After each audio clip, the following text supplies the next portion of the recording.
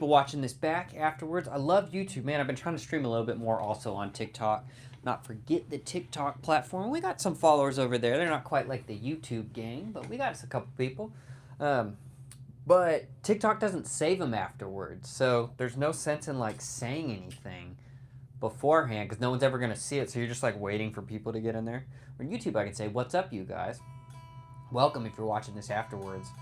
I have just spent a bunch of time. I've got a bunch of different actual videos, not just lives. I know I've been going hard on the lives, you guys. Video ideas for you guys. I got some interesting topics I want to talk about. Some stuff I want to ask people questions about. Just the classic Tim Avon thing. So be looking for a new video coming up this week. And we're getting back into rehearsal. We're getting ready to hit the road with Eli Young Band, Land Coast. So there's going to be gig vlogs for the rehearsal. Gig vlogs for the stuff out on tour. We're playing some awesome theaters, great rooms. I'm really looking forward to it. Present, what's up? Hey, and we got the people rolling in. So ready for the land? Dude, heck yeah, Matt. Can't wait to be there. Just talking about how we're going to be doing a lot of gig vlogs and stuff behind the scenes. In fact, if you're watching this afterwards or in here live right now, write some comments if you've seen any of the gig vlogs before. I'm looking to somehow, some ideas to spice it up. Show some stuff maybe I haven't shown before, some other aspects, you know. We have the core idea there and down, and that'll be there. But what else do you guys want to see being out on the road? We're going to be in a bus. We're going to be co-headlining with Eli Young Band, which should be really cool. So I'm curious what else you guys kind of are interested in seeing from that. You know, is there anything specific? There'll be some gear rundowns and stuff like that, you know. Let's get this, got this neck pickup going.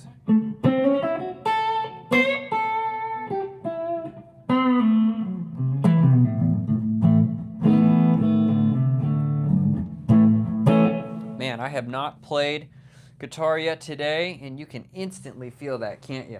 I can. Ha. How's everybody doing? What's up, you guys? A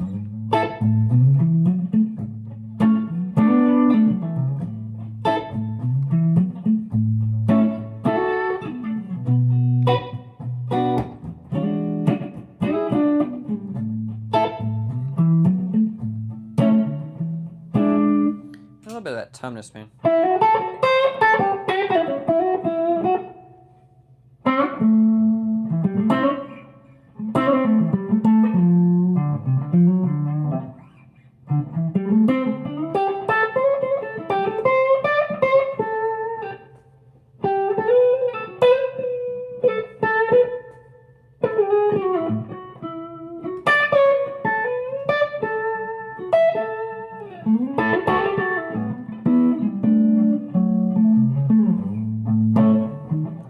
What is up, everybody? How's everyone doing, man? Can everyone hear me all right? We're doing, I think we're doing this thing. We're live, huh?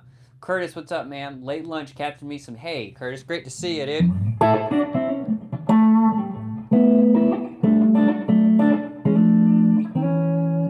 Love that little movement right there, going like a.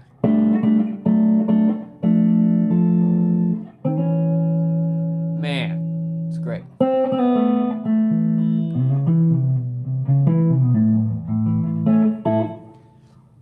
Matt, all right, you should play with the shoulder of the pick or the point end. I started playing with the shoulder a bit. Crazy how it affects the sound and feel. I agree, and I play with the shoulder. Now, right now and lately, I've been using these flow picks, and as you see, compared to something like this, right, these have the classic kind of rounded shoulders. This is a little thicker than I tend to use, but I've used this pick plenty.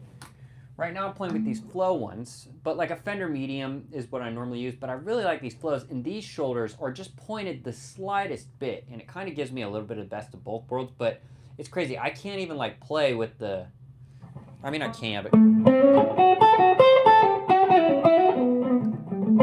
that sounds so harsh to me. Versus using the shoulder. I really like the shoulder, you know, I love it, so.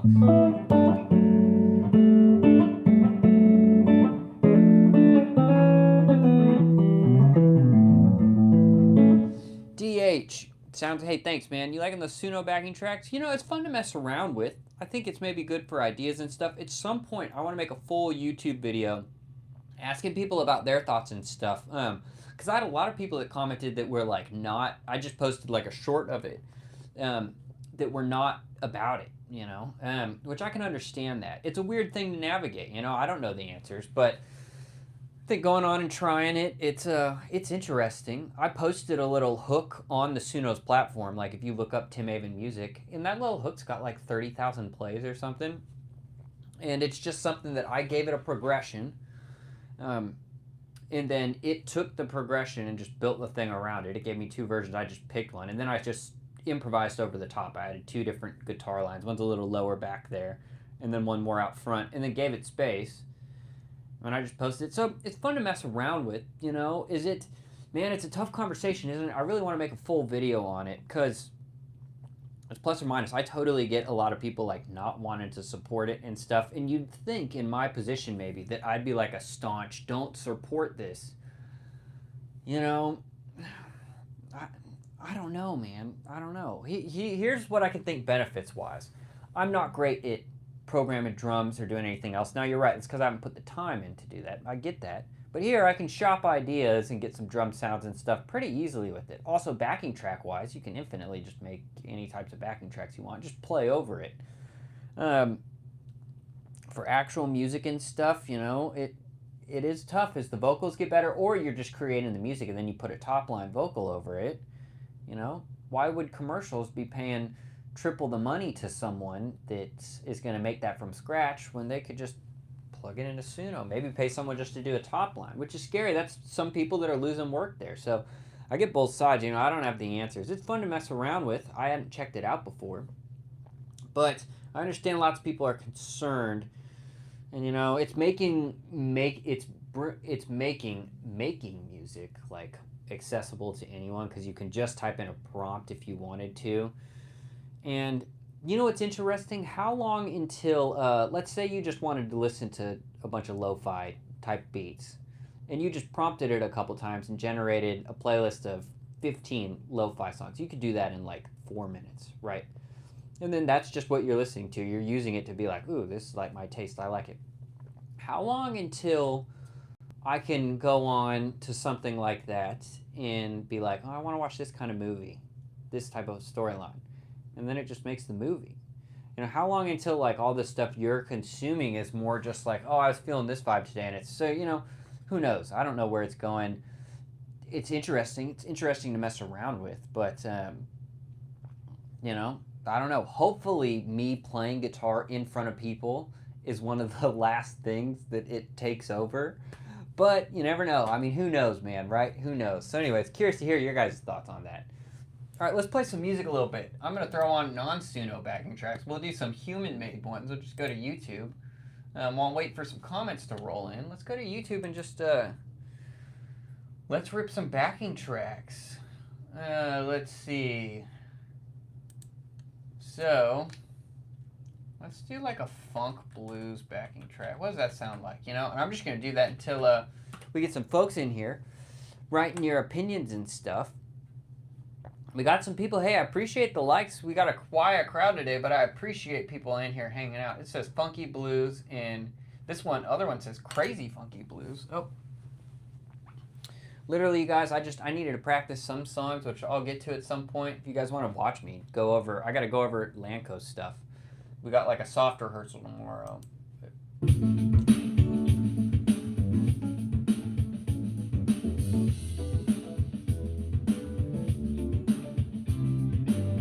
Okay, cool.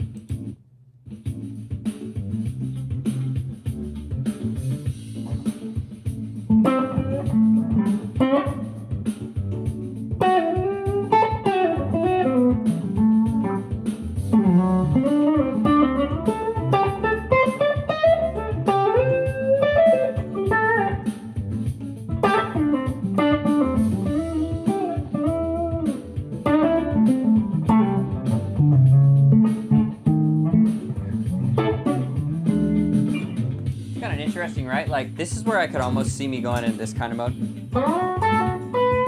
Oh.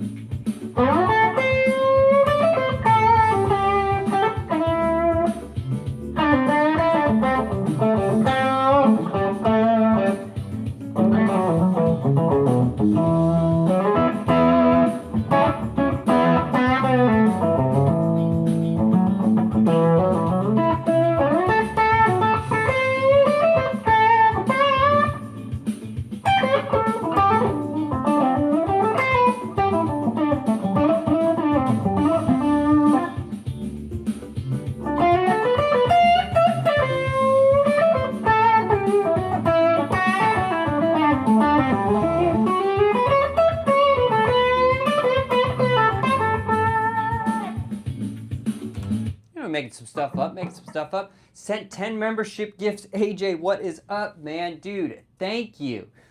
Thank you. And like button activated. Hey, thanks, you guys. I appreciate that. Play a Pink Floyd. Okay, Mike, I can do that. Like button activated for it. Howdy, folks. AJ, dude. AJ, thank you so much. Big W's in the chat for AJ. I say that, guys. I watch a lot of gaming content. I'm a huge gamer. I love gaming. I don't know if anyone else... I've talked about this in a little bit of John Mayer vibe. Going with that groove you're laying down. Heck yeah, Curtis. All right, who was it? Was it Mike? Mike asked for a Pink Floyd style backing track. Now, this is something that's not normally in my wheelhouse, but let's have some fun with it. And let's type in Pink Floyd style backing track. So what's the big one? It says G minor. This is going to be based off of what song?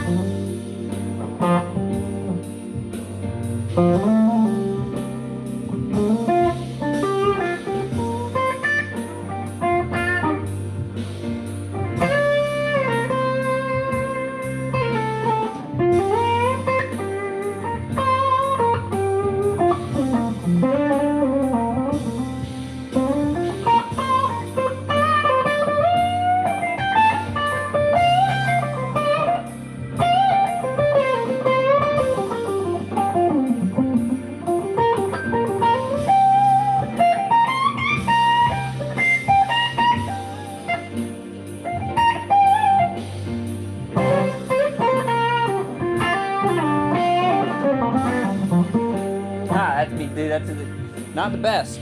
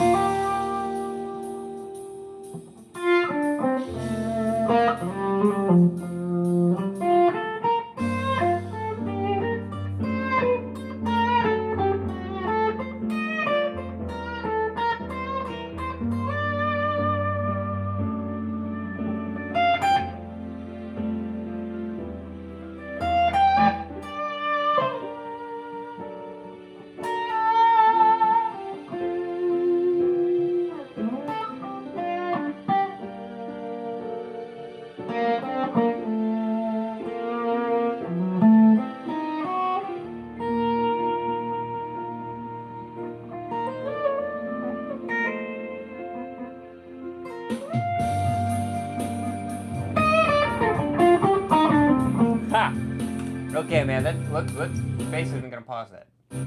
That's a bad version of it, right? That's a bad version of it. But oh, thanks you guys. Thanks you guys. I appreciate it. Hello. I don't know Crown by Finn Wolf. I don't know what that is. What do you prefer when improvising? Playing the changes by using corresponding pentatonics or over a major scale and targeting chord tones? Well, there was a bad example of how I'm going to answer it. Because I didn't really pay attention to the chords. I was just using my ear and maybe like kind of saying, okay, G minor. And the full G minor like scale, G minor or B flat major, right?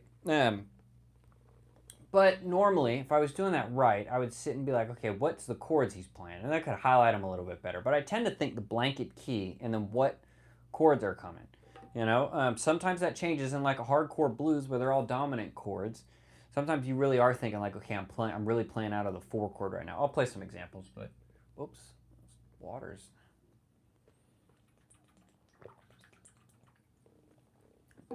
Sorry, I bet that's pretty loud me drinking it, but oh, well, I think since people are just hanging for a second, which is cool, y'all can hang, I've got to practice a little bit of this Lanco song, and I turned monetization off on the stream, which is fine. You guys don't have to worry about that, but so I can play through this Lanco song. I gotta work on my lead part for it, so it's in G. And I'd started with that, and I gotta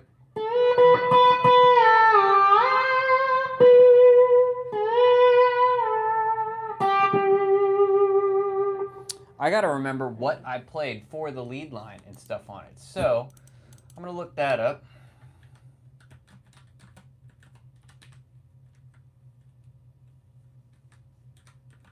And I'm just gonna practice a little bit, answer your guys' questions once they come in. Is Robin Ford? It definitely is, but you know what? I was thinking recently, he is because I've listened to him a ton. I haven't spent enough time, like, so it is, but it could be more. It is a ton in the way of, I love listening to that, but I haven't, I need to like sit and actually rip some solos from that. Okay, so I remember on this track, I'd started with like a,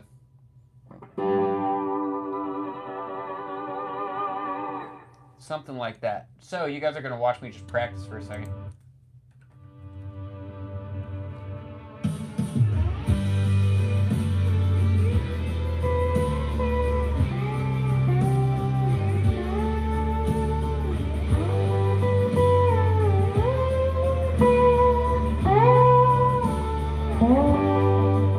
Okay, I think that's it.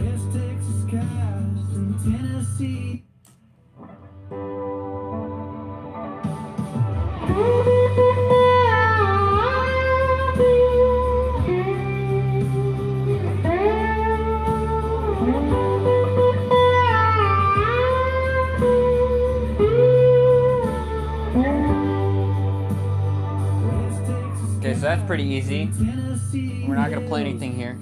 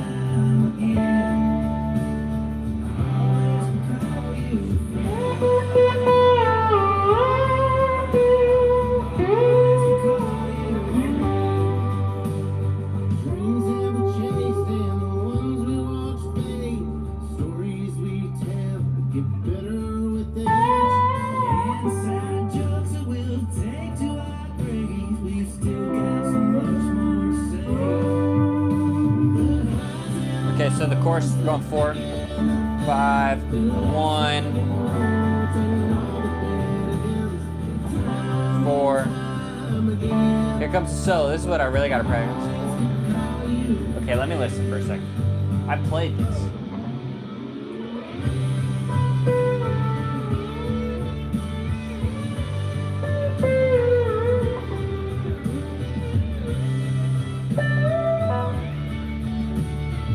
Okay, so, oh, it's been a second since I did that. So solo is going. So we gotta, I know the ending, I remember the ending, so it's.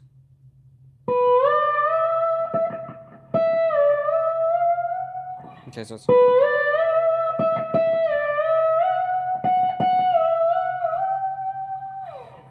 So let's go through it a little bit. Let me answer a couple questions here. Sounds haunting, love it. Hey.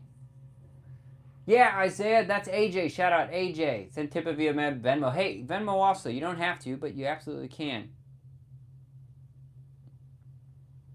Well, thank you. I appreciate that, Shannon. It's a good hair color, I guess, huh?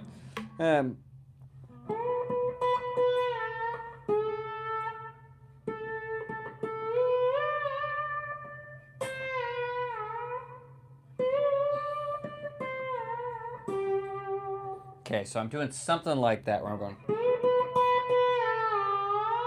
It's not that.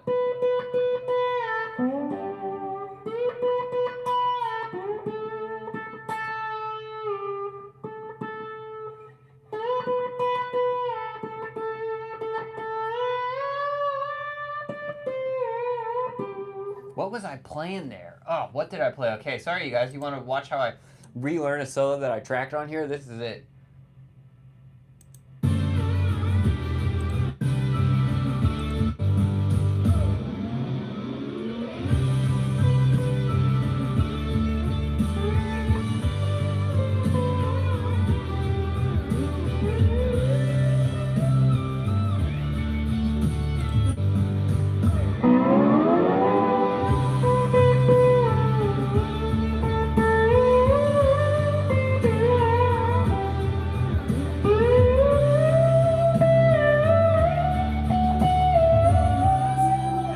Okay, here it is again without me playing.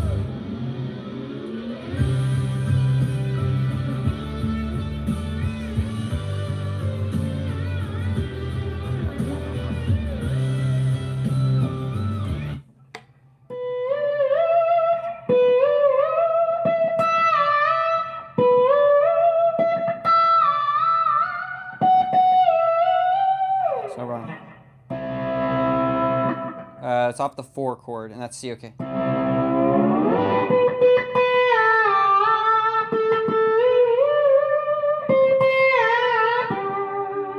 That's the lick. Okay, so we're going in from the 4. I hope this is interesting to you guys. Comment if this is interesting, or if this is boring, I'll just sit and talk to you guys. But I do actually need to practice, so.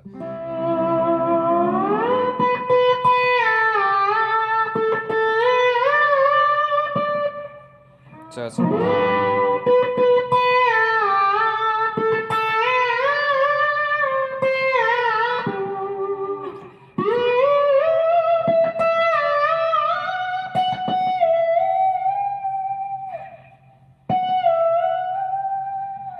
So, you know what I'm thinking about? I don't know if you can even hear this. I hit a pinch harmonic on this solo at the very top. I accidentally, my right thumb had touched the string, the B string, when I'm doing that.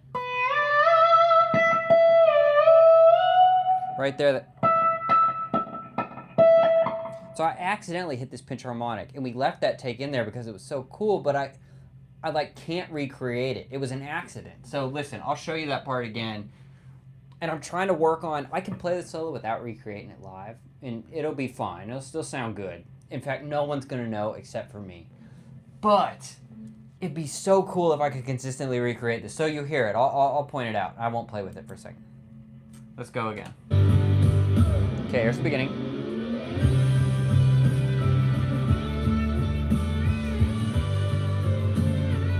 Right here, coming up. Right here. See, I hit that little pinch harmonic, and man, I'd been practicing trying to, so it's.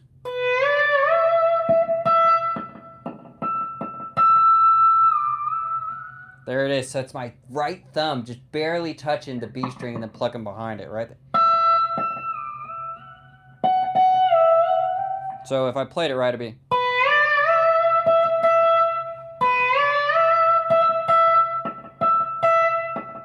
It's so hard to do. I can't do it.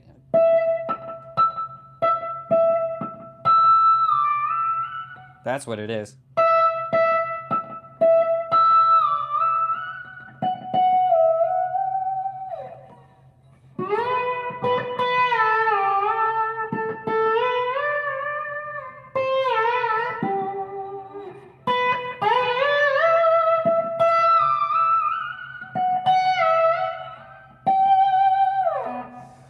Well,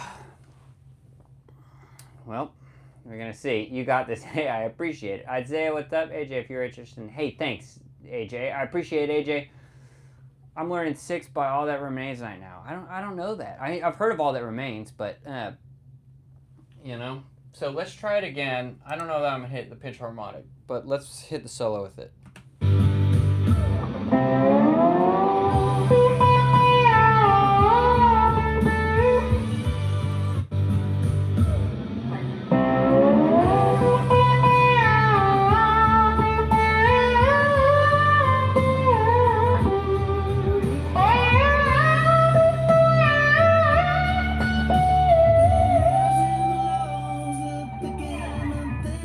I can play the solo, it's just that pitch harmonic.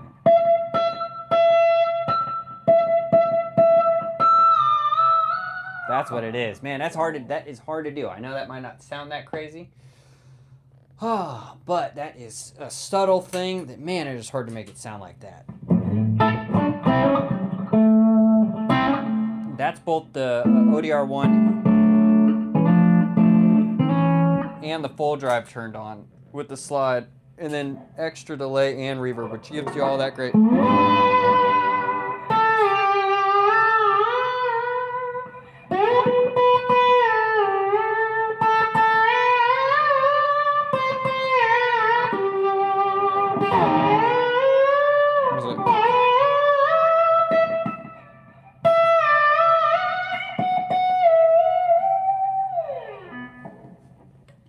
There we go.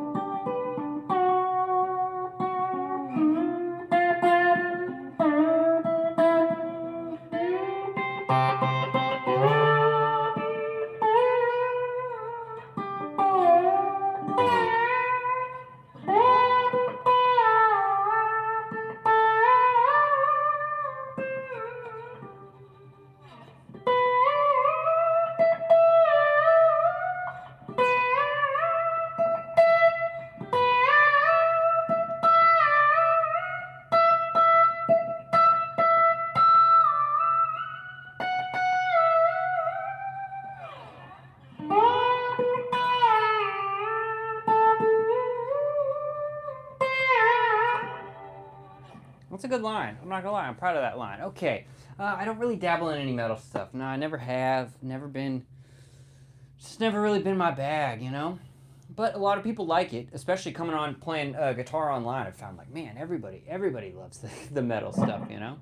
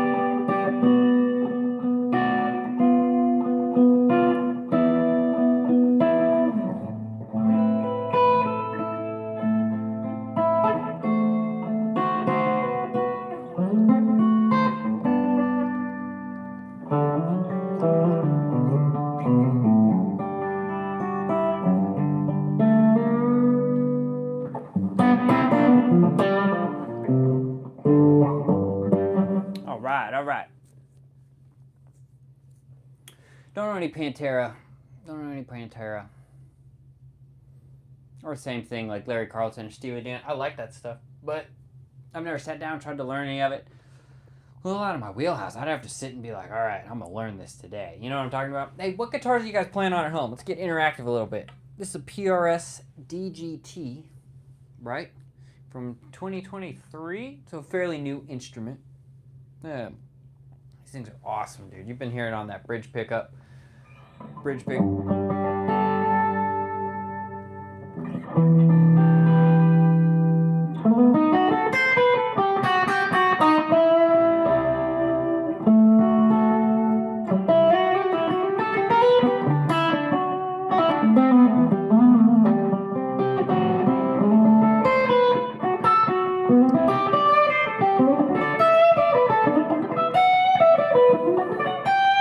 I do like that little movement of like in G, what we were just doing, but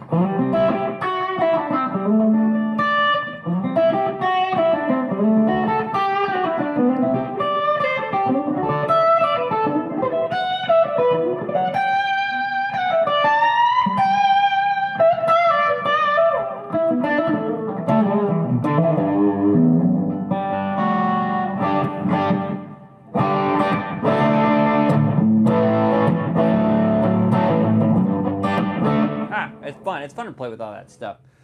That's about as good as I get. I'm playing a DK24 Charvel. Right on. Ibanez SC420. Okay. Sick. Wild boar in here. A wild boar has appeared. Isn't that from what was that? Like Pokemon would say that? Do I know you? I don't know. Do you? I don't know. Oh, it's kind of fun to play on some of that stuff, right?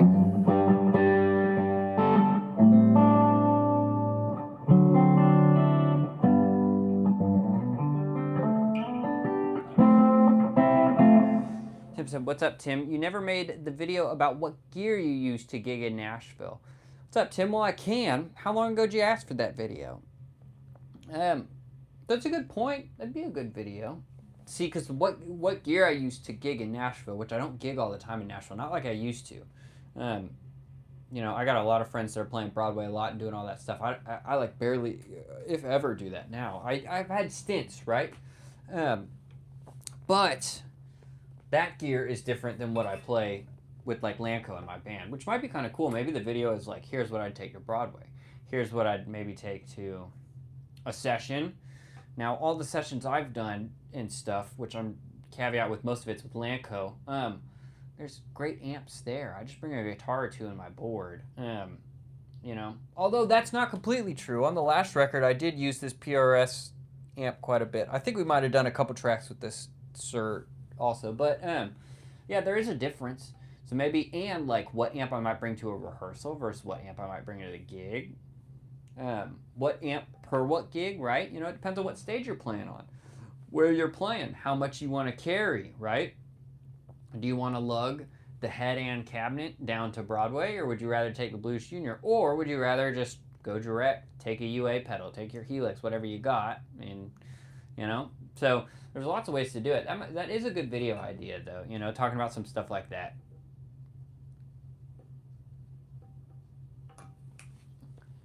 Yeah, Tim.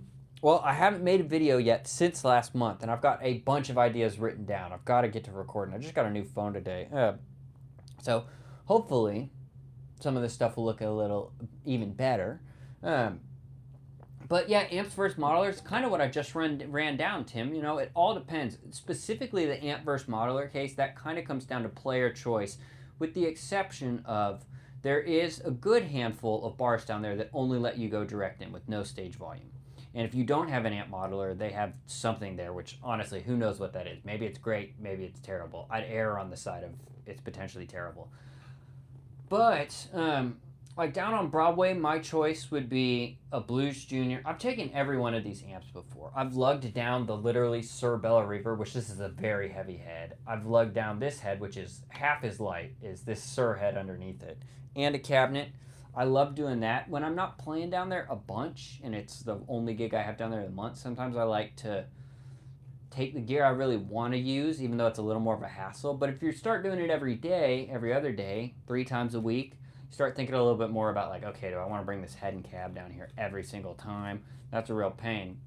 I see a lot of guys use katanas. I see a lot of people using Tone Master Pros, and the benefit with that is you always have an amp. It's not going to die on you. There's like almost no chance of a tube blowing because there's no tubes. But also it's got an XLR out the back. So if you show up to one of the gigs and they're like, hey, no stage volume, boom, okay, man, plug it into the back of my amp. We're good to go. You know? So that, honestly, if you don't want to go full just digital on the ground and you want the best of both worlds and you were gigging downtown a lot, if I was gigging downtown full time right now, I think I would be taking a Tone Master. And I'd probably get like a deluxe. That's a good size. It's light. You've got the ability to go silent stage. You got the ability to send that line to front of house and still have stage volume, or they could mic up your cabinet. You can do any of them. You've got there, you knock out all the possibilities. You know, and just the way I play, I tend to have one good bass tone, and then I work from there. If you get deep in the modular land, yeah, you could emulate every tone from every song and using different amps and wave, you know. But at a certain point when it varies so much, it's just, I don't know. I'm not used to playing that way. And I'm not used to working through my like gig flow that way, you know. I'm used to having an amp set a certain way. I don't really touch it again the rest of the gig. And then I got some gain stages and then some extra reverb, delays, chorus, whatever. A couple things on the board through the HX Stomp to add, you know. So, Tim, I hope that answers your question a little bit. Snack, good to see you too.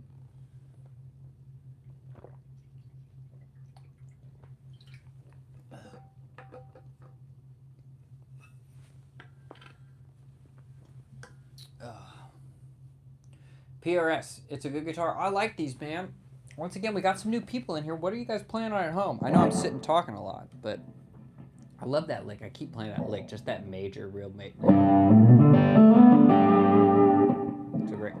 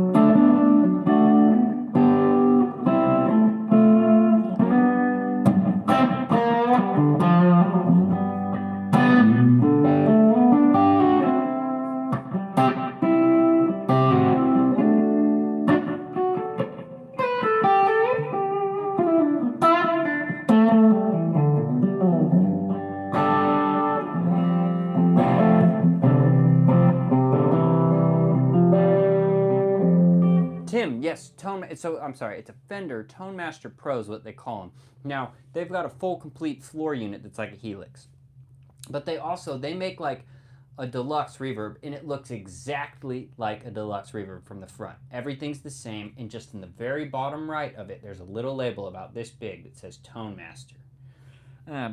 But if you go on the back, it's all solid state. It's much lighter than a tube amp, and it's got an XLR out with a cab sim if you want to send it to front of house. So you can change the wattage on it. You can do all that stuff.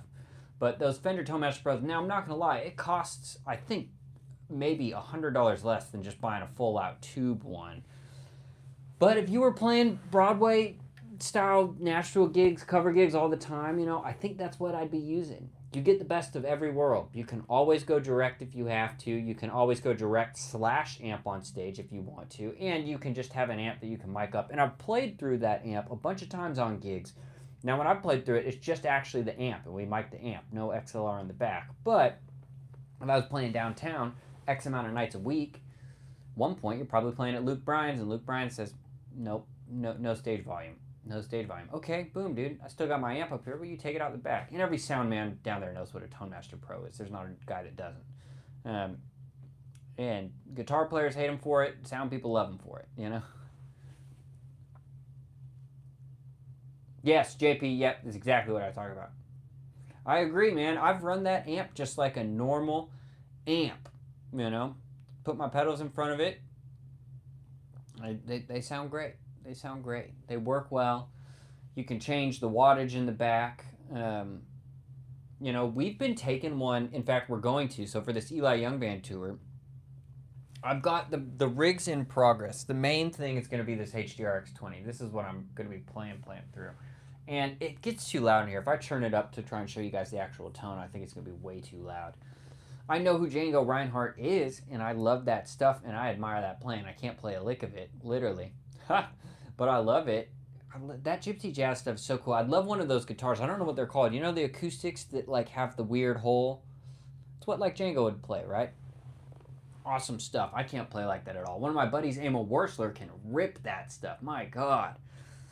You guys know who Emil is with PRS, and he's played in a bunch of metal bands, and Emil is a terrifyingly good guitar player.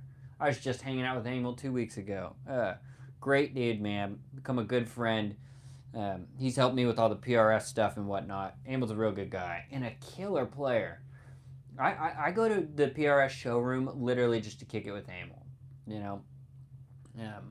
Just hanging out, being like, dude, he's a great guy. But anyways, yeah, he only had a couple fingers, right? I'd forgotten about that till he said that, but I did know that. What was I going to say? Oh, I was going to say, though, on tour-wise, our utility player has a Tone Master Twin, and we've been bringing that on past tours when we're in a bus, which will be in a bus for the next 2 months, as a backup. And I will probably run that simultaneously, also mic'd, in case the tube amp dies, because that thing's not going to die. It's solid state. And they do sound good, and this, surprisingly, paired with that, is actually pretty cool. But we'll have them both mic'd. That'll like be my rig. So I'll have this normal amp set up, then I'll have that mic'd as well next to it. And if one dies, then there you go. Which if one's going to die, it's going to be these. Now I will say, credit to PRS, these tube amps are, I've had one freak problem with this, which PRS got sorted out really quick, but otherwise these things just work and work and work, and these are not that expensive, right? Like I love this amp below here. But this is a $700 head. This is a $2,000 head. And it's just the head, not the cabinet, right? I think if you buy this cabinet on its own, it's maybe $900. Now this stir's awesome, but man, it is finicky. It likes to go down. I've had to get it serviced a lot. This thing, I've only ever had one problem, which was some type of freak problem. I'm not exactly sure what happened to it, but I played a lot of gigs with it, and it just keeps working and working and working. It's awesome. I'm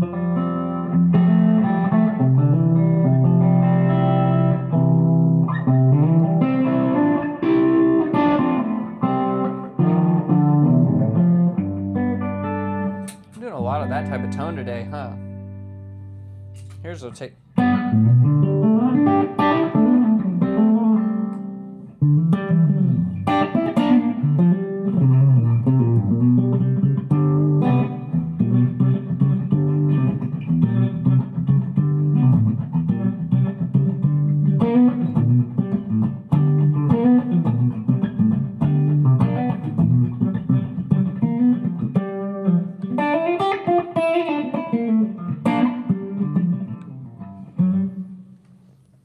Barry, what's up, Barry? He says, first time seeing you. Welcome in, man. Welcome to the channel. But I love the vibes. Hey, I appreciate that. I appreciate that, Barry.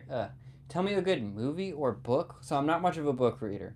I do, for like 2 years, I've been bringing out the first Lord of the Rings book out of the 3. I know it's originally 5 books, but the first one's multiple. Anyways, I've been bringing out the first book. And I'm 3/4 of the way through it after like 2 years. I don't read very much. Once in a while, we're on a plane and I get the bug, and Lord of the Rings are like my favorite movies of all time. But that's not a good recommendation because I'm sure people have already seen that. Movie-wise, I don't know. I don't watch a massive amount of movies. I watch more TV shows, you know. Um, so, same thing. I like Lord of the Rings, Game of Thrones, classic all time. But all time favorite series was Breaking Bad, man. Breaking Bad was so good. Oh, but if you're asking for recommendations, you've probably already seen that. I like Paradise, show-wise. That was a cool show. I'm watching the new Game of Thrones like spin-off thing that's out on HBO right now. It's not bad. I haven't made up my mind on it yet, you know. I love the Fallout show, and I'm a big gamer. Fallout show's great. Jacob. All right, what's up, Jacob? Hey, man, I'm a young musician who's starting to get regular gigs, but I feel like my playing is starting to plateau. Do you have any advice on getting out of this slump? Okay. Hey, well, Jacob, congrats on starting to get some gigs. So here be my question. Here's, if we were sitting in like a private lesson, which I'm not plugging just to you, but if you guys click my Linktree link in bio, I do private Zoom lessons. Anybody that wants to do it, and sometimes the lessons end up being stuff like this, where someone will kind of, we're not just teaching guitar, it'll be like, hey, I'm doing this, how do I set up the tone, or how do I work on this? So how to get out of the slump. So my first question would be, how many gigs are you playing a week right now, Jacob? Because if you're, or a month, if it's less than like one a week, then how many a month are you playing? Because if you're just starting to get gigs and you're getting in a slump, you know, one way that I try to get out of slumps, look, everybody gets there. I'm there all the time. It can be a battle, is learning something new. And there's a couple levels to it. Like, it's saying, okay, I really dig this, and I've been listening to this thing forever, but I've never sat down and learned it. Okay, I'm going to sit down, and I'm going to learn it, right? I'm going to learn it. Now, a lot of times when people go to do that, when I go to do that, anybody, I think you get stuck in the thing of like, okay, I'm going to sit down and learn all of the Talk to My Daughter solo by Robin Ford. Okay, that's great. That's a good bit of time, right? So you can condense it even down more and say, okay, this lick right here is something I'd love to add to my playing. This 3-second bar thing, or 3 seconds of the song that happens. You know, so I think sometimes like picking, okay, this is something I've loved the sound of. If you love the sound of it, you probably love to hear it in your playing. It can be any genre. This is blanket across anything. So we narrow it down and say, okay, I love the sound of it. Now maybe instead of off the bat saying I'm going to learn the entire solo, which is going to be beneficial, but to make you more likely to reach a goal, pick that, I love the sound of that. Man, that lick he plays right there, awesome. Let's zoom in. That 4 seconds in the song. Let's learn the 4 seconds. Sit there with your ear and work it out, you know, and just work out a little piece of it. Now then the next thing from doing that is say, okay, you figured out that the lick goes, look, let's do like here's a lick I did something like this with. At one point online, I watched Guthrie Trapp do something like this, where I went.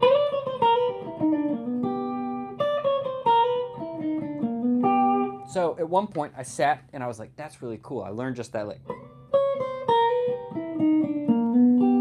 I was sitting there just backing it up. Look, that's just a tiny little piece, but then there's a couple levels to it. The next thing is taking whatever you just learned. This is how you get it into your playing. Instead of just being like, okay, it's in the key of G. Well, first it might be saying, okay, what key is it in? But then it's looking at, okay, what shape is he playing that of? This is a C-shaped G chord, and he's coming up here on the top. There's my G major pentatonic. And he's doing this chromatic kind of thing. Right? So thinking about, okay, that's out of this shape. Once you discover what shape that lick's kind of coming out of, then without thinking that much harder, you could just move it around. Okay, I'm in the key of A now, I go. Right, let's take it up to the key of C.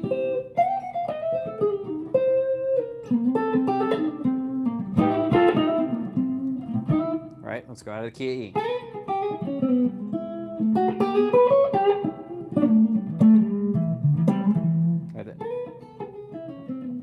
Now then the next step after that, it's so I'd identify, the overall thing I'm trying to say here is picking a little something that you love the sound of, that you want to add to your playing.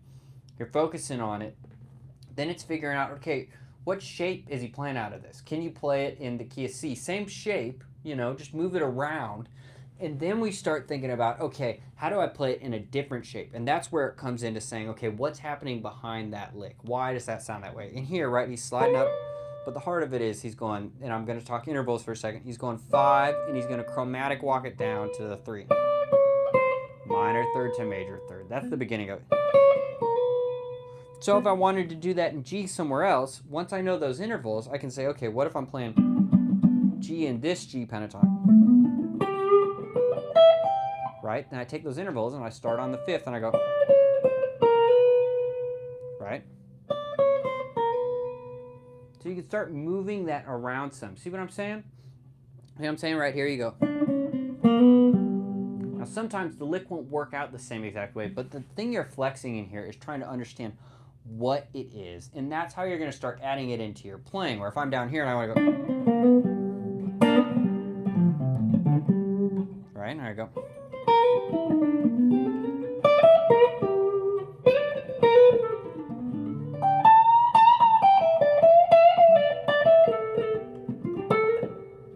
Right? So see there, it wasn't even the whole lick the same time, but I was using that idea, some of the phrasing. And while you're doing this, you're also learning the phrasing.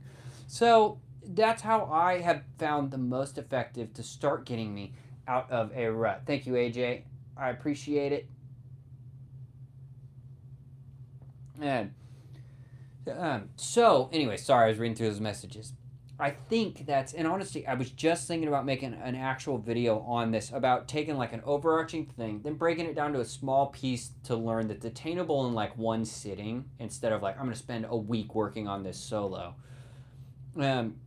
Because also then you can take that one lick like we just did and say, okay, what shape is it coming out of, right? Where on the neck am I playing it? And then you can start saying, what's the actual, what intervals are they playing? What's making that sound, you know? If I do this kind of, right? So what are those sounds that are making that? Well, I'm going minor third, major third, and then I'm playing kind of major up 5, 6, 1. You know, then I could walk it down minor if I wanted. I'm popping it a little bit, right? But that, so I go, whoops, have I played in the right key? Right, so we got, right? Right? If I play, same thing. See, look, even here, I'm like, okay, I need to practice.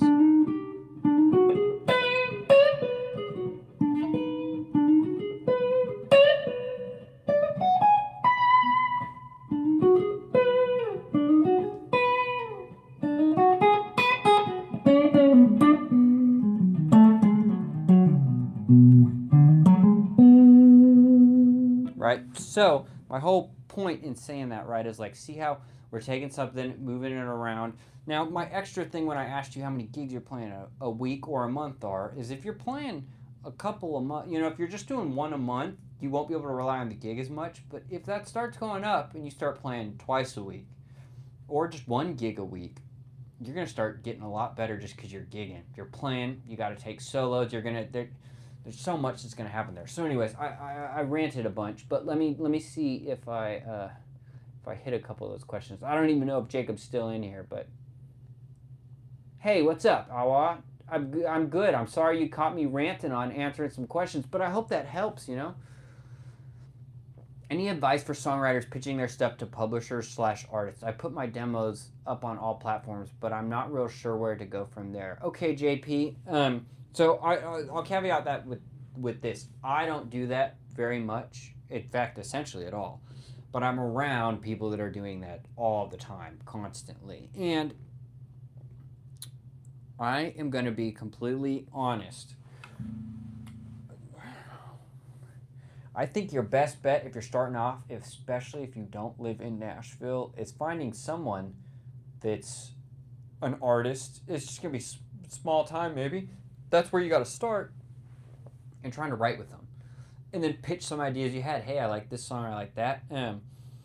Because from the outside of someone that's not doing this all the time, I've got a lot of friends that are full-time songwriters that have publishing deals. And then I got a lot of friends that write all the time and are trying to get publishing deals and are pitching to artists. And like my friend Charles is a great example.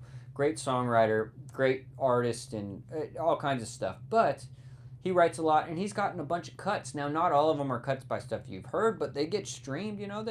But he's in Nashville, and half the time he's written with those people, or the writer in the room that he wrote that with is buddies with that other guy, and that guy's looking for a song, and he was hanging out one night grilling at the other guy's house, and he showed him that song, and then Charles gets a call, and he's like, hey, this dude digs the song, he wants to cut it. Okay, sick, you know? So it sucks so much to say that, like, your chances of that being successful are going to skyrocket if you live in Nashville or potentially somewhere else. I don't know the LA scene. I don't know the New York scene.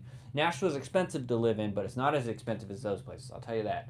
So, like, I have a buddy that I watch got lots of cuts and write a bunch, but, you know, he's written who knows how many songs here, right? Who knows? It's got to be, what, a couple hundred in the last 4 years? Maybe more than that? I don't know.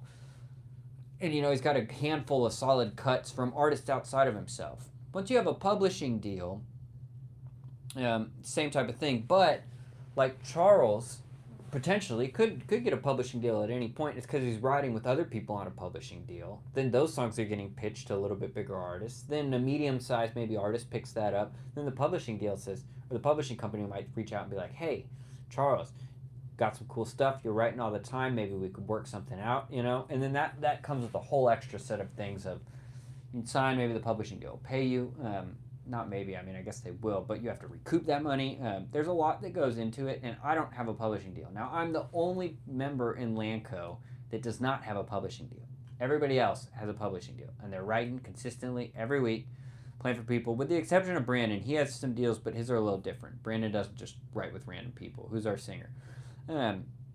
That's obviously at like an A-level type thing, but still, you know, so I hope that gives some good advice of just, you know, this is what you could do if you don't live in Nashville. I would try and find some people that are artists that might record some stuff and just try and write with them. Pitch your ideas to them, get someone to put something down on print that you were a part of, you know, and then you got one down, and then just keep doing that.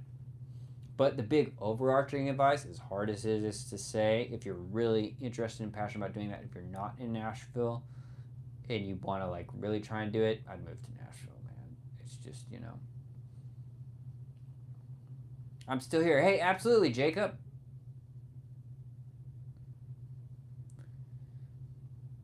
Eric Connor broke up straight out of a fairy tale. I don't know if that's a good thing or a bad thing. Tell me, what does that mean? Legolas here. Hey, I'll take that, dude. Massive Lord of the Rings fan.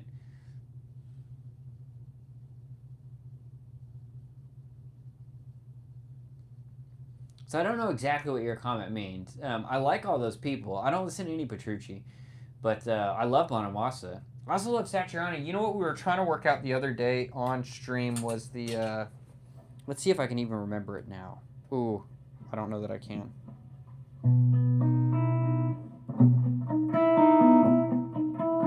I was working that one out because it's about my speed. I can't play crazy fast. I think that's it. Wasn't that it?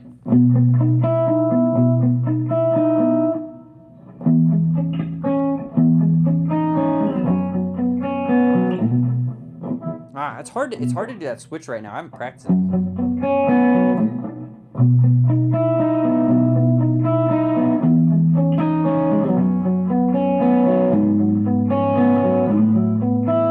He doesn't go up to that chord. I'm missing one chord there. I know I am. And then what was that melody? He goes.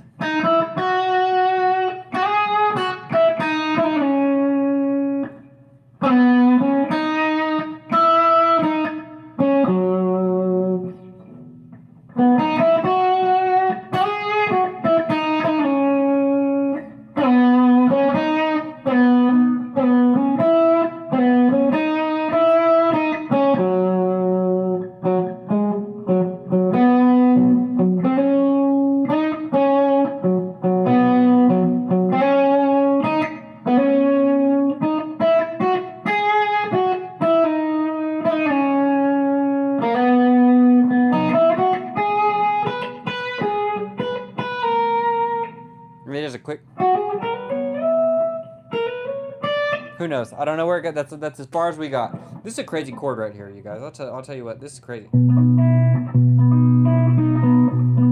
That first chord he played.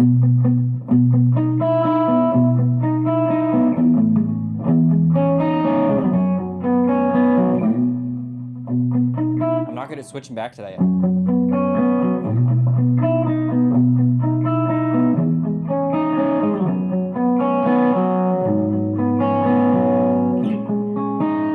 It doesn't go there.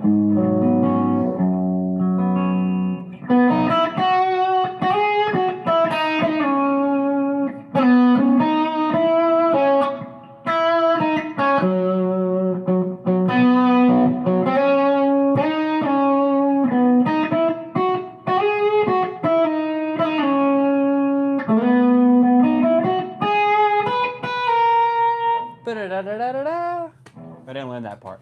Okay, anyways, you guys. Play some blues, you go.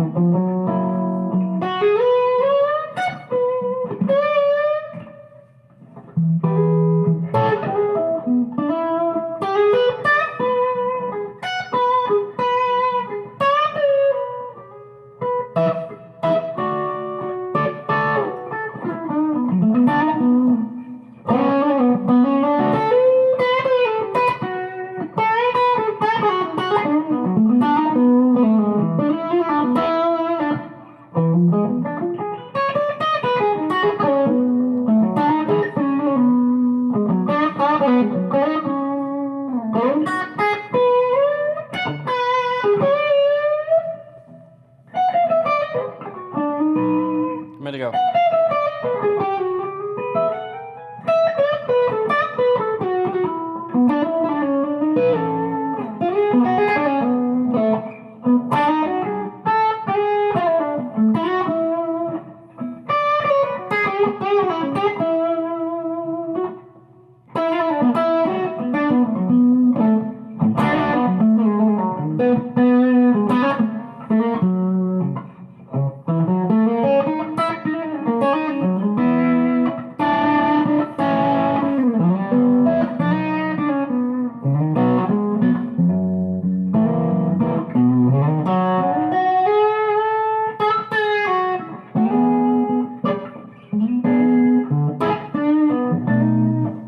Who knows? That's just me licking, right?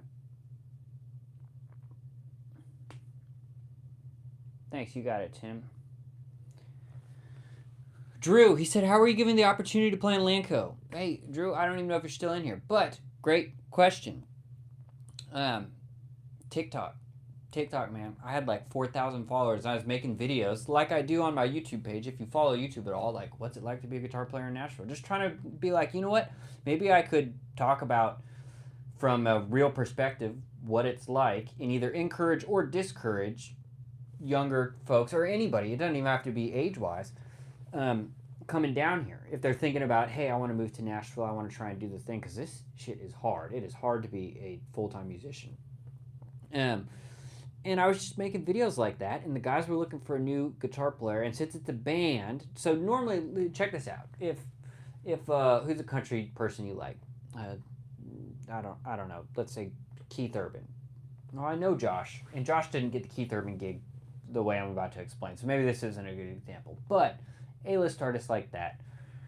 Okay, so it's contacts a lot of times. So like Josh knew the manager and he had a foot in the door, subbed for a couple gigs now. I'm pretty sure he's still playing with Keith Urban. I haven't seen Keith Urban live this year yet, but he spent the last couple years. Josh is younger than I am too. Anyways, here's my point. A lot of times, it'd be, if it's classic auditions, which doesn't happen all the time as far as I know now, but it's like cattle call, right?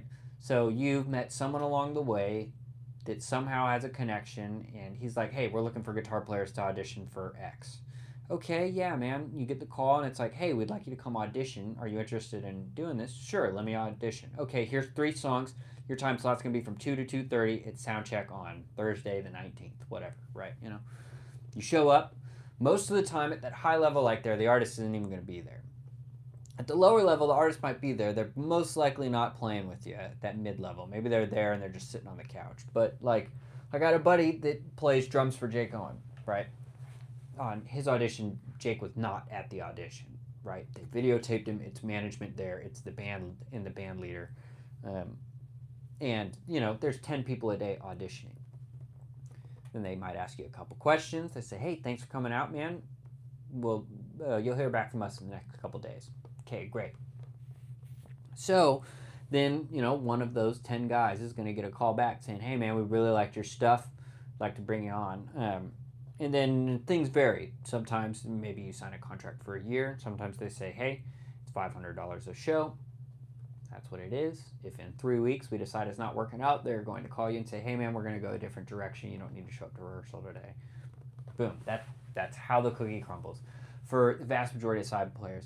Lanco's a band, and they were looking for a member to join the band. So they didn't want to go about it this conventional, we're going to cattle call random people and stuff. So they just started going online. They were looking around at people and throwing back and forth ideas. And at one point, some TikTok videos that I'd made, Brandon the singer saw it, some other people saw it. He passed it around, and he's like, maybe this guy would be a fit, you know? His looks kind of... Here's the other thing. I'll tell you what, you want some extra knowledge. Man, auditioning and stuff like that, it's not just about you playing. You know, it's kind of expected you're going to come in and crush the songs. First off, most of this stuff is not Steely Dan or, you know, Van Halen. Or, in fact, if you go too far and are too good in playing a bunch of Van Halen licks, you're probably almost certainly not going to get the gig. You know, there might be one point in the set where they're like, hey, I want you to step out. Every artist is different. But if you go to a Lainey Wilson show, you're not hearing the guitar player really ever play any Van Halen stuff. So a lot of it's almost a given that you're going to show up and have the right tones, play great with the band, especially if you're getting called at that level, right? Like, that's a given. Everyone's going to be able to play. There's no one that's, unless somehow by accident someone slipped through the cracks and ends up on an audition that you're like really scuffing it. So playing's almost a given. Then it comes down to vibe, and that's a weird thing to say, but man, you know, same thing. The Lanco guys looked at me, and if I dress just the way I do, but if I looked way different dressed-wise, right, you know, if I was like, I don't know, if my style was drastically different from what theirs are, it'd be like, well, we're looking for a band member. That's not going to be super cohesive looking, right? You know, so I got lucky in the fact that just the natural way that I already style myself kind of fits in with the Lanco vibe anyways. And that's evolved since I've joined the band too, right? And to be honest, you join the band, end up getting a bunch of new clothes and stuff throughout the years, and like it's your style just starts to move in that direction. And it's different at like every level. Some artists are probably like, hey, wear what you feel comfortable with. Some artists, you know, if you're playing for Bailey Zimmerman, I would almost guarantee they're asking all those guys to, hey, wear all black. And then the 2 other players most of the time have on like Air Force Ones. I guarantee they bought them pairs of matching white Air Force Ones, and that's like, you know, you can't come out in a big hat and this camo jacket because you thought it was cool that day. No way, you know.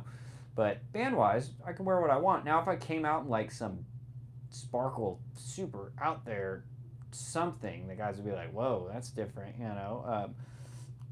But either way, so part of my point with the audition thing is that it comes down to how well you gel with the other people.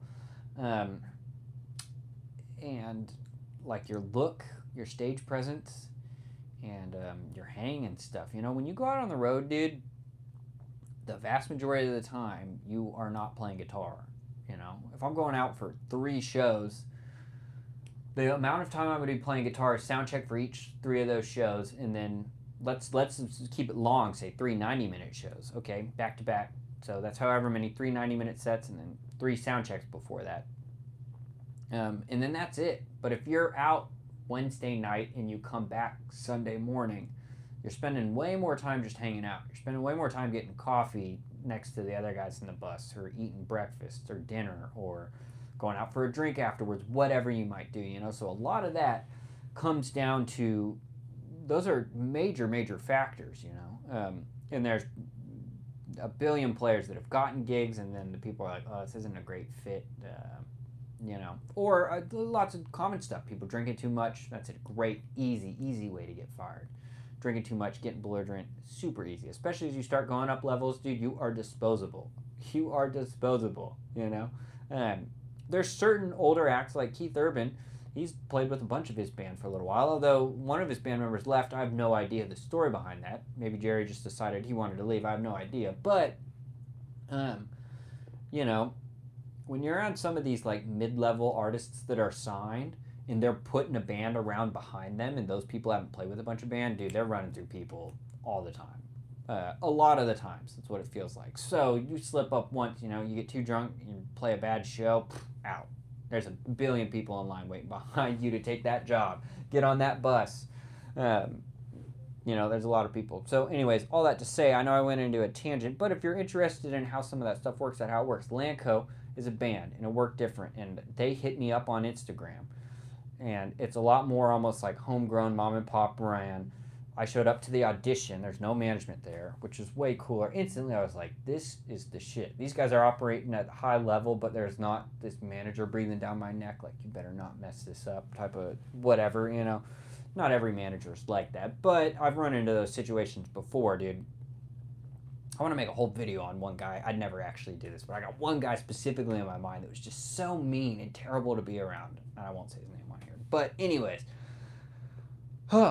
it's I showed up to that audition. It's just the guys, and right off the bat we played some music. They were like, all right. They didn't even tell me what songs to learn, you know. So I went to Spotify and I learned Greatest Love Story, Born to Love You, and What I See, which are the 3 top streamed songs. And I showed up. We played right off the bat. Then they kind of tested me a little bit. We've got the jam part in the middle of the show, and they threw that at me off the bat. And Brandon was like, okay, I'm not going to tell you what to do. I don't want you to think about doing anything specific. We're going to play this thing. And he's like, I want to just see what you do. And it's just the jam. I didn't know this at the time, but he's like, just send it.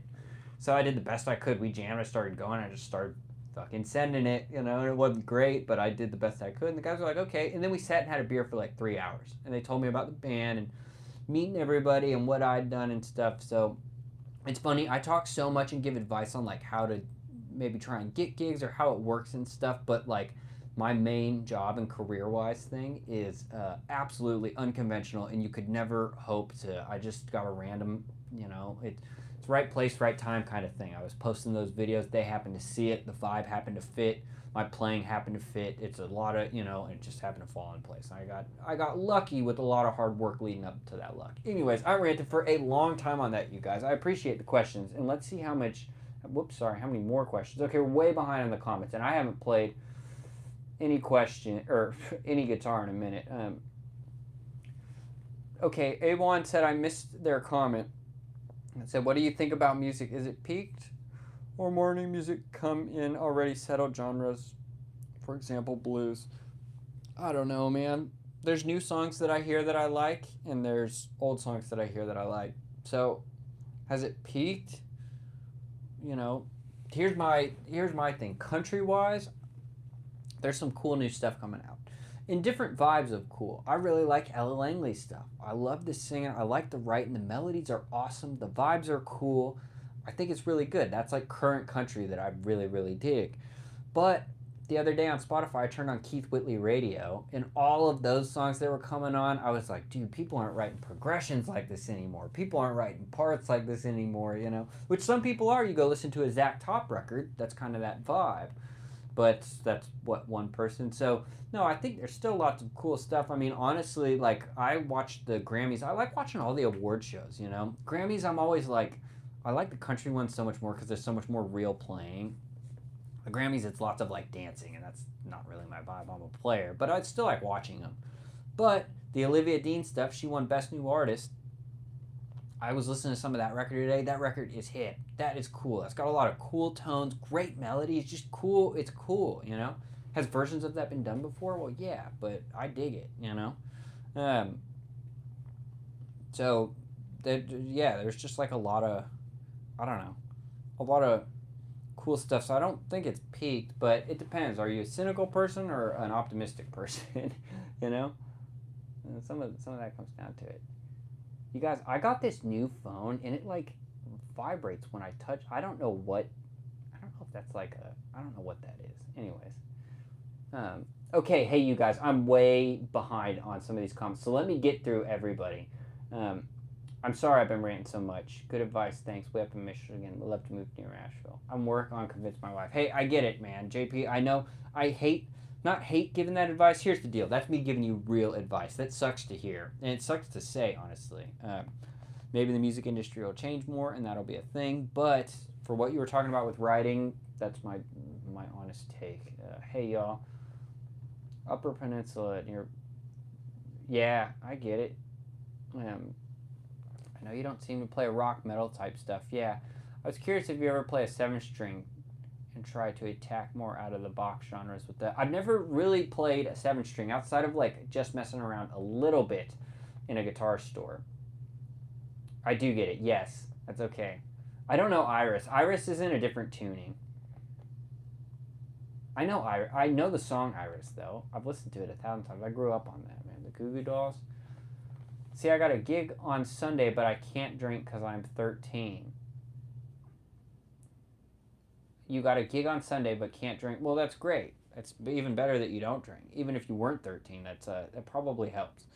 That's a slippery slope that I have not been down bad, but I've been down. I've been around a lot of people that have been down it bad. But it pays $500, dude. If I was playing a gig for $500 at 13, I'd be the man. Isn't that a Taylor Swift song? I'd be the man. Hey Tim, when you look at double stops, do you think of one of those notes as more important than the other? Hey, no, not really. Honestly, not really. Yeah, I guess maybe, but a lot of times I'm.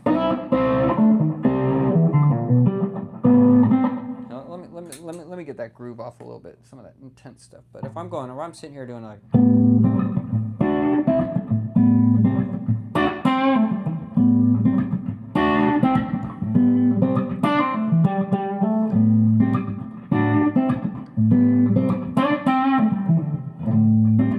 There,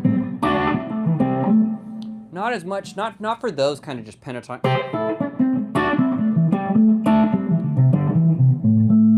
There I'm not thinking of as much. Now, where I'm thinking more important maybe is if I'm doing something like this on the key.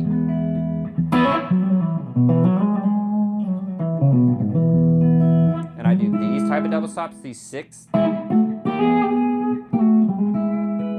There, I am using that B string as my kind of anchor point of being like, okay, here's the 1, 2, 3, 4, 5, 6, 7, 1. So there I am thinking about that. And I'm thinking major third 1, minor third 1. Well, 2, but 1 of that chord, right?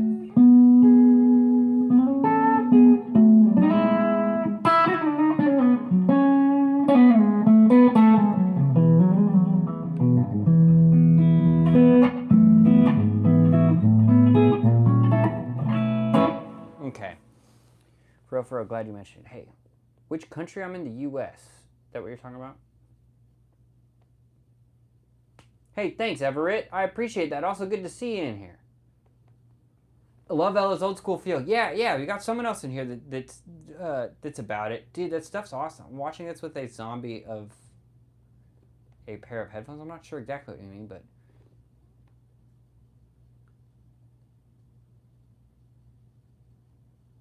It's 5 and it still works. Interesting. I don't know SpongeBob. What is it? That's all I know, right? That's all I know of it. Do you get involved in writing sessions with people through Nashville? You know, I've been sitting in the room for lots of this Landco stuff we're working on, but I'll be completely transparent. So far, I haven't written like any words. Now, I'm writing music and helping, okay, now we need a lead lick or what's a lead guitar part, and we're shopping it. And I've written solos, plenty of solos. That I'd like doing. But word-wise, I need to flex that muscle more. I don't do it enough, you know?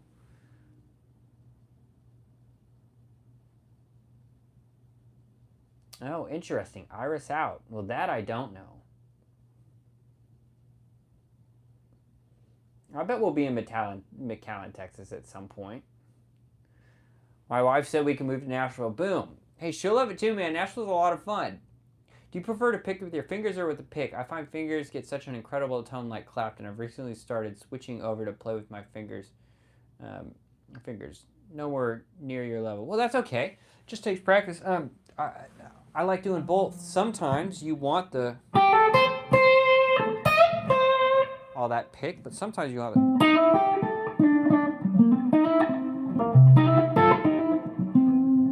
You know, sometimes you want it. Or you want.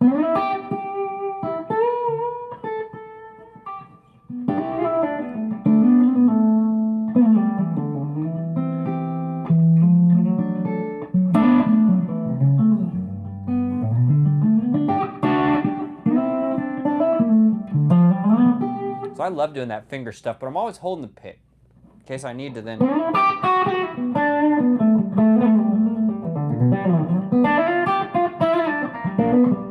Then a hybrid pick a lot, right?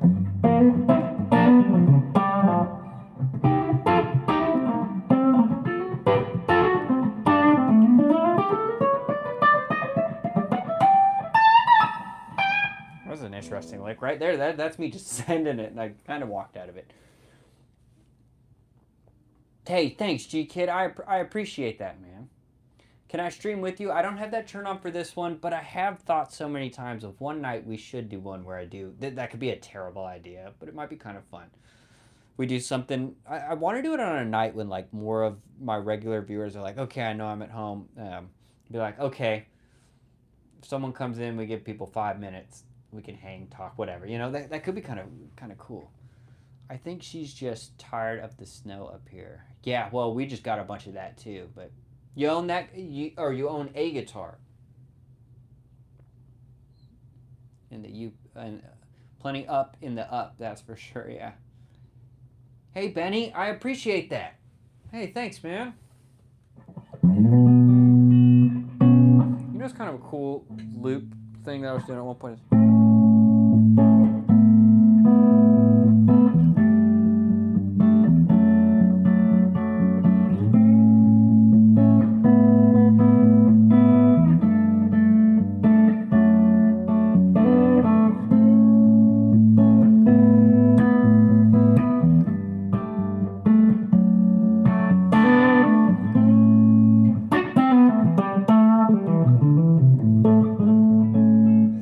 Myself to do YouTube videos. Any advice, dude? Yes, I got advice. YouTube is freaking hard. It's just as hard as trying to be a musician. It's maybe a little more accessible because it's easier to learn how to start doing YouTube than it is to try and learn to play guitar professionally for a gig. But I'd say some consistency, which I struggle with. Look, all these things I'm about to say I know are the right practices, but I struggle with. Consistency. Also, I just start, especially the first videos, I just start sending them. Don't overthink it, man. And think about this, the type of videos you're making. I'd look and make one video and then try and break down how long did it take me to make that video.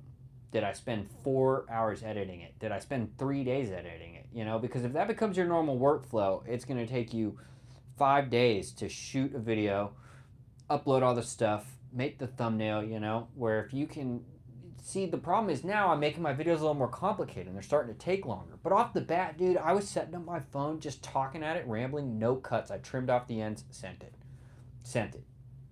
You know, I was talking about information that I guess people were interested in hearing about. So people did watch it, but there was nothing to it, you know, no cuts. And then I go back and I'm like, man, I say a lot. I'm repeating myself a lot. Once you start, it's the curse of once you start getting more into it, you're like, okay, now I got to refine this. Well, now that triples my amount of time it takes me to put up a video. And starting to run out of ideas. So off the bat, I try to not overthink it. Look, here's the deal. Those first X amount of videos, like, no one's going to watch anyways. And you just got to keep doing it. You're going to come back 2 weeks later and you've got 5 views on your video. And you got to just send the next one and just keep sending it. You know, the first video I had like 600 people watch. I was like, dude, yes, because I kept checking back and it's like, okay, this video's at 4 views. Okay, this video's at 12 views. You know, nothing. And I had one that was like 600 views. And then I checked back the next day, it was at 1,000 views. And then I instantly was like, I'm getting on. We're doing a video answering questions because I had more than one comment, if any comments, you know. So I was answering questions, instantly trying to capitalize and like engage and be like, hey, here's more stuff. I'm going to keep making stuff, you know. Then a video with a little bit more views, a little bit more views. And then I had the one, which is still my biggest video, like kind of pop off for me, right? That's at what? I don't know, more than 150K views. It might be 160, 70. I'm not sure. Anyways, though, that's what then got me enough followers to be like, oh, now I can monetize. And then I was like, oh, I've got to like start taking this shit serious, which is a job on its own, man. If you get deep in the YouTube stuff, I promise it's a full-time job. Go listen to Rhett Scholl talk about it, you know. Rhett Scholl's got some great advice. He just did a thing at NAMM that I think was with the Gibson guys. They're sitting on a couch. It's just one guy, but I think it's like Gibson's thing.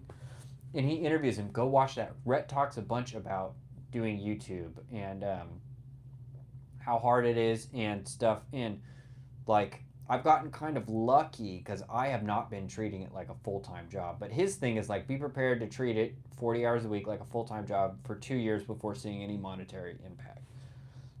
Now, within my first year, I started seeing monetary impact, but it's just, man, it's hard work. So I just keep going at it. Don't get discouraged. I don't know higher, I'm sorry. Exactly this. I'm just doing it, not overthink it. Yeah. Hey, dude, yeah, absolutely. Just keep going. The biggest blanket piece of advice I get, keep going. YouTube is hard, man. Honestly, I use these streams a lot because I can get in and engage with people, but this is low effort. Now, it's not as good of content, but I can get in and talk to people. I also promote the lessons. Like, I do a lot of lessons, and I really like teaching the lessons. But, yeah, shooting a video, having a topic, an idea, sitting down, talking at the camera, then editing it, uploading it, trying to make a thumbnail. Dude, you wouldn't believe. I mean, trying to make a thumbnail. My initial thumbnails, I just put some text over. I'm still doing that, but it's a lot of stuff. Hey, dude, cheers for the first tip in the chat, too. I appreciate you. APAC. Dude, thank you, man. Thank you. Cheers. I don't know XXX Tentacion. I don't even know how to say his name. I know who you're talking about. He's the guy that died, wasn't he? Or he's killed, I guess. But I don't know how to play any of that. Yeah, live Rhett. I do loads of shorts and loads on social, so diving into longer videos. Absolutely. Well, Benny, I'll tell you what, the shorts and stuff help gain subscribers and like views on your channel, no doubt. Nice PR expo. Hey, thanks. I know I've been sitting in here ranting you guys. I'm just holding a guitar. And honestly, I'm about to hop off. I got, it's 5. I got some stuff to do.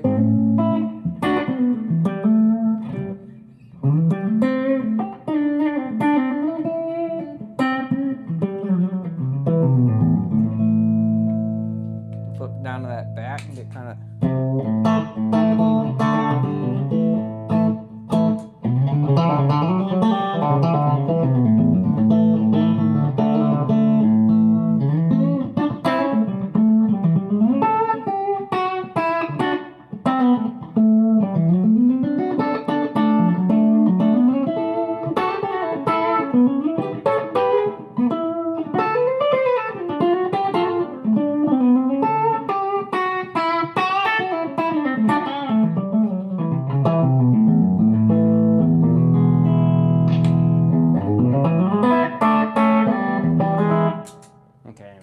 Who knows what I'm playing?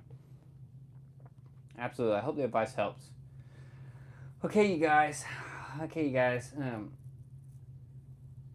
don't know any of those songs, Trigger. I'm sorry, man. Sorry. But yes, I'm gonna hop off.